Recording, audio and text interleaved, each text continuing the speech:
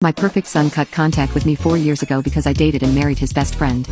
2 days ago he texted to meet up and left me heartbroken. I was only 21 when I had my son and his father passed away 2 years later, so it was just me and him against the world. He was my main source of joy and I did my best to raise him. The problem here starts with my dating life. I haven't been very lucky in that department and I haven't been able to give my son a permanent father figure. I only ever had some random hookups here and there in very short-term relationships throughout my son's childhood. Things changed when my son got to his senior year of high school and he brought Max home. Max is his only friend at school and he seems like a really sweet guy. He was at our house every other weekend and I really liked Max as a person, so I never minded him coming over that much. We had nice, short conversations and we exchanged numbers just in case an emergency came up with my son. He would send me messages and jokes once in a while and I would respond back. My son didn't mind at all. After 4 months of consistently seeing Max, he texted me that he wanted to meet up for coffee out of nowhere. I thought it was something urgent or something about my son and he only responded by saying it's something important. I was curious, so I met up with him. When I arrived, he looked very nervous. I got right to the point and asked what was going on. He told me I can't tell my son about it and I was very confused. He then confessed to me that he was developing feelings for me. I was taken aback. I told him that while I was flattered, I had to think about my son and I know he wouldn't like that. He pleaded with me to just give him a chance. It was so long that I found somebody interested in me like that and I just couldn't refuse. Max was already 18 when he was introduced to me and he was a very handsome man. I said yes, but with the condition that it would be only casual dating. And my son doesn't have to know about it. We met up the next week at his place and I had told my son that I was going out with friends. It was our very first date and an hour in, we slept with each other.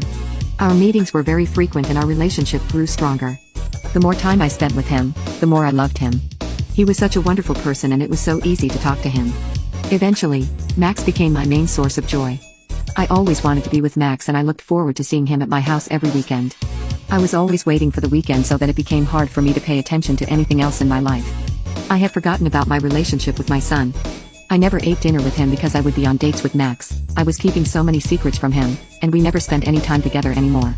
I was just never around for him anymore and I had so many excuses as to why I wasn't around anymore.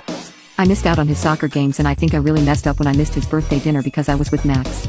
I told him that work held me up. We had managed to keep the secret until the week before my son's flight to college. Max texted me that my son found out about us. I was in the middle of work when I got it and I was shaking. I was terrified to go back home. I knew I was effed. I got home before my son and I was just pacing back and forth wondering how he would confront me on this, how I would apologize, and how I could explain the whole situation to him. But when he came home, he never said anything about the situation. He just pretended that nothing ever happened. He became distant with me though, so I know he was really affected by the situation. He was very cold towards me, never looked me in the eye, and only ever gave me one-word responses. It hurt more because this was our final week to be together before he left for college. I barely ever saw him during that time. When it came to dropping him off, he didn't give me a hug, look at me, or respond to my I love you. I had lost my son because of my relationship with Max. When I drove back home, Max's car was in my driveway. It was the first time I saw him ever since I got that text from him. I saw he had a black eye and a broken nose when he stepped out of his car. I knew my son had done that to him and there was nothing I could do but hug Max and cry in his arms. I told him how bad I felt about what I did to my son, but the worst part was that I was relieved he was gone instead of being sad. Max insisted on staying the night and he held me as I cried. The next day, he proposed to me. There was no way I could say no to him. 4 years later, we had a daughter together and we made a life for ourselves. However, the last time I ever saw my son was at the airport. He blocked me on everything and basically disappeared from my life.